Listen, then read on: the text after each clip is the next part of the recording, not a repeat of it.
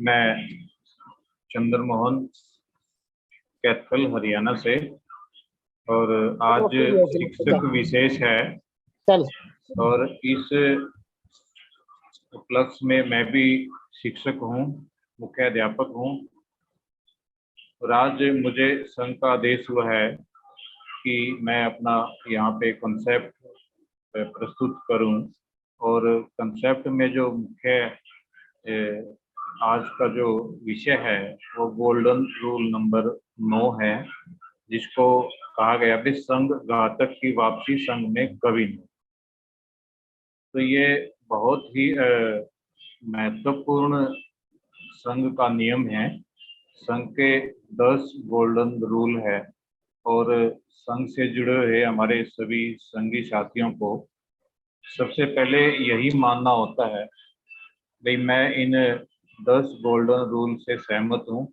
और जो संघी साथी 10 गोल्डन रूल से सहमत होता है वो संघ में जुड़ जाता है सक्रिय रूप से। वैसे तो SC ST OBC के लोग जन्मजात ही समण संघी हैं, जन्मजात से ही समण है। लेकिन जब वो 10 गोल्डन रूल में आस्था जताकर और सक्रिय रूप से भागीदारी करते हैं तो वो संघ के सदस्य बन जाते हैं। तो इसमें 10 गोल्डन रूल का एक बार जिक्र करना यहाँ पे ज़्यादा जरूरी है। मुख्य रूप से संघ के जो 10 गोल्डन रूल है उसमें सबसे पहला है कि केवल समन। संघ में केवल समन ही यहाँ पे भागीदारी करते हैं, वमन कोई भी भागीदारी नहीं करता। दूसरा है चंदा कभी नहीं। और यहाँ पे तीसरा रूल है जाति का अभ्यास कभी नहीं।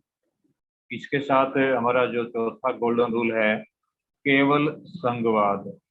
यहाँ पे मैं एक एक लाइन में इन गोल्डन रूल के बारे में बता रहा हूँ और 9वें गोल्डन रूल के बारे में हम थोड़ा सा विस्तार से बात करेंगे। इसके बाद 5वां जो गोल्डन रूल है समन संघ का, पद प्रतिष्ठा मंचमाला कभी नहीं। और जो 6वां गोल्डन रूल है पंजीकरण कभी नहीं, संघ का पंजीकरण कभी नहीं होगा। इसके बाद 7वां जो गोल्डन रूल है संघाधिशेष सबसे ऊपर। अभी साथी बात ही कर रहे थे भी संघ का जो आदेश है वो सबसे ऊपर होता है और होना भी चाहिए। इसमें 8वां गोल्डन रूल हमारा है संघ राजनीति में कभी नहीं जाएगा। और 9वां गोल्डन रूल है कि संघ घातक की वापसी संघ में कभी नहीं, जिसके ऊपर आज मुझे आदेश हुआ है कि चर्चा करनी है। और 10वां गोल्डन रूल है कि उपरोक्त सभी 9 जो गोल्डन नियम हैं, गोल्डन रूल है, वो संघ के आधार हैं और इनमें ना तो ये बदले जाएंगे, ना ये खत्म किए जाएंगे और ना ही कभी अमान्य किए जाएंगे। तो निश्चित रूप से संघ के जो 10 गोल्डन नियम हैं ये संघ का आधार हैं। और आज हम संघ की ताकत को समझ पा रहे हैं। इससे पहले हम 29 लाख संगठनों में बटे हुए लोग हैं और 29 लाख संगठनों के साथ साथ 7,643 जातियों में बटे हुए हम अपने लोग हैं और टुकड़े टुकड़ों में बटे हुए लोग हैं। तो वहाँ पे संगठन की बात होती है और इन 10 गोल्डन नियमों के विरुद्ध वहाँ पे बात होती है। इसलिए आज हमें इकट्ठा होने की, इस प्रकार से संघ के साथ इकट्ठा होने का ही जो पुनर्निर्माण हुआ है, मतलब पुनः खोजा गया है। और खोजा भी क्या गया है, ये तो पहले से ही विराजमान था लेकिन हमने इसको भुला दिया गया। समण संघ हमारे पूर्वजों का, हमारे महाश्रमणों का पूर्वजों का संघ है, बुद्ध से भी पहले का संघ है। और वहाँ पे कहा गया है कि संघ में जो संघ घातक है, जो संघ के साथी हैं, जो संघ के सदस्य हैं, अगर वो संघ के साथ घात करेंगे, घात कैसे करेंगे, वे संघ को नुकसान पहुंचाएंगे। वे जो संघ के नियम है, संघ के नियमों के विरुद्ध अगर वो कार्य करेंगे, संघ के विरुद्ध अपनी जो विचारधारा रखेंगे, जो संघ की विचारधारा है उसके विरुद्ध अगर कोई विचारधारा रखता है और प्रचार प्रसार करता है और इस प्रकार का कार्य करता है तो वो संघ घातक है। संघ को तोड़ने की कोशिश करता है तो वो भी संघ घातक में आएगा। संघ की जो गरिमा है, संघ का जो कंसेप्ट है, संघ का जो आधार है, अगर उसको नुकसान पहुंचाता है वो भी संघ घातक की उसमें श्रेणी में समझा जाएगा। संघ के जो संगी साथी जुड़े हुए हैं पूरे देश से, अगर वो उनको बरगलाता है, मिसगाइड करता है कहीं ना कहीं, तो वो भी संघ घातक की श्रेणी में आएगा। तो इस प्रकार की संघ घातक मतलब संघ के नियमों के विरुद्ध अगर व्यक्ति की आचरण रहता है, उसकी गतिविधियां रहती है, तो वो संघ घातक की श्रेणी में आता है। और जो भी संगी साथी जानबूझकर इस प्रकार से मानते हुए अगर संघ घात करेगा, तो यहाँ पर संघ उसको दोषी समझेगा और संघ उसको दंड देगा। यहाँ पर यह भी बात मतलब महत्वपूर्ण है कि दंड किस प्रकार का होगा, क्योंकि इस प्रकार की परंपरा रही है, पहले भी रही है समन संघ में। तो अब दंड किस प्रकार का हो सकता है, जैसे कि उसका जो कार्य है संघात का, उसके अनुसार दंड दिया जा सकता है। मुख्य रूप से सबसे बड़ा दंड तो यही है कि वो संघ से उसको निकाला दिया जा सकता है और उस साथी की संघ में कभी वापसी नहीं हो सकती। और इसके बाद कुछ अन्य प्रकार के जो दंड है, चेतावनी देकर उसको छोड़ा जा सकता है। और कुछ इस प्रकार के हल्के से दंड है, बार बार चेतावनी देकर उसको बताया जा सकता है। जो साथी संघ के इन नियमों का उल्लंघन करेगा तो निश्चित रूप से वो दंड का भागीदार होगा। और दंड देने की जो प्रक्रिया है वो संघ का जो हाउस बैठता है और एक प्रॉपर प्रक्रिया के साथ उस पर विचार विमर्श करता है और जो दोषी है उसको दंड दिया जाता है।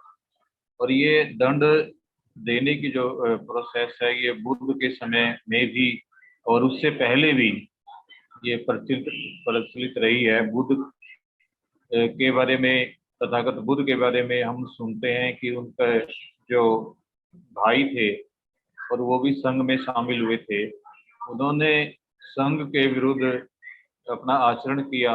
जो संघ में नए जुड़े हुए जो नव सेवक थे, सामणेर थे, ये बताया जाता है कि लगभग 500 सामणेरों को जो नए संघ में जुड़े थे उनको वो संघ से अलग करके ले गया और उन्होंने अपना अलग से मतलब संघ बनाया और उनको संघ के नियमों के विरुद्ध बरगलाया।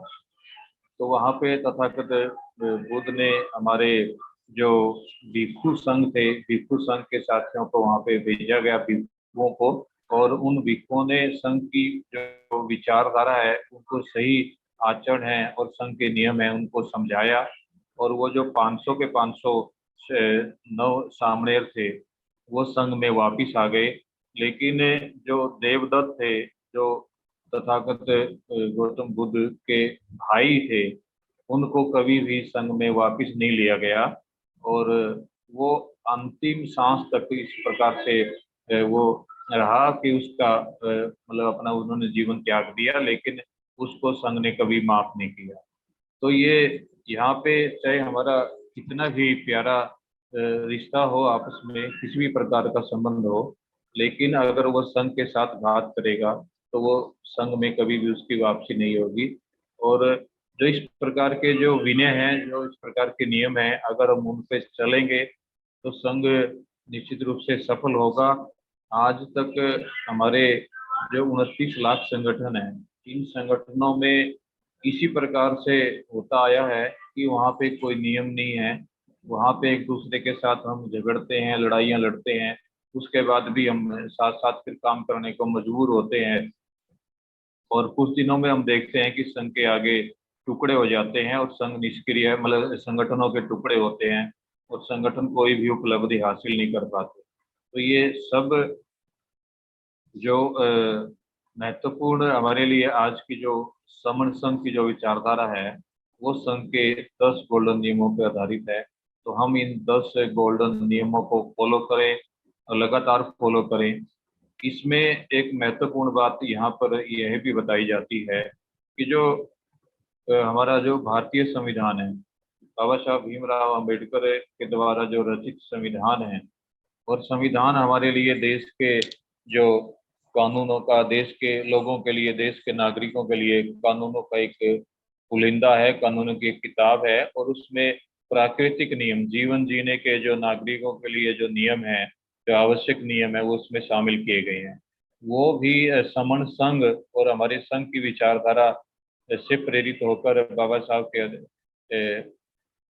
विचारधारा उन्होंने इसमें जोड़ी है। जितने भी इसमें नागरिकों के लिए मौलिक अधिकार बनाए गए हैं और जितने भी इसमें कानून बनाए गए हैं, वो सारे के सारे वो नियम हैं। और अगर उन कानूनों का हम उल्लंघन करते हैं, निश्चित रूप से भारतीय जो गणतंत्र में हमें उसका दंड का भागीदार होना पड़ता है।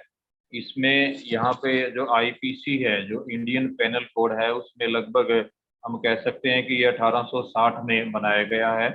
और ब्रिटिश जो सरकार, जो ब्रिटिश शासन के द्वारा यहाँ पे उसको फ्रेम किया गया था। और इसमें 511 धाराएं हैं, 23 अध्याय हैं, और आज भी वो कार्यरत है हमारे संविधान में। आईपीसी के तहत विभिन्न धाराओं के तहत जो जितने भी प्रकार के हमारे अपराध होते हैं, उसमें हमें दंड का प्रावधान है अगर हम उन कानूनों का उल्लंघन करते हैं। तो आज हमारे लिए समण संघ के साथ हम सभी जैसे साथी जुड़े हैं, संघी साथी जुड़े हैं, तो ये हमारा अपना दायित्व भी बनता है। और असली संघी साथी वही होता है जो इन मतलब 10 गोल्डन नियम और संघ के द्वारा जितने भी अन्य प्रकार के नियम बनाए जाते हैं, समय समय पर जरूरत के अनुसार जितने भी नियम बनाए जाते हैं, तो उसको हमने मानना होता है। जो साथी, जो भी संघी साथी इनका उल्लंघन करता है, तो निश्चित रूप से वो संघ दंड का भागीदार होता है। जितने कठोरता से हम इन नियमों का पालन करेंगे, उतनी ही जल्दी हम अपने संघ के जो आदर्श है, संघ की जो उद्देश्य है, उनको प्राप्त कर पाएंगे।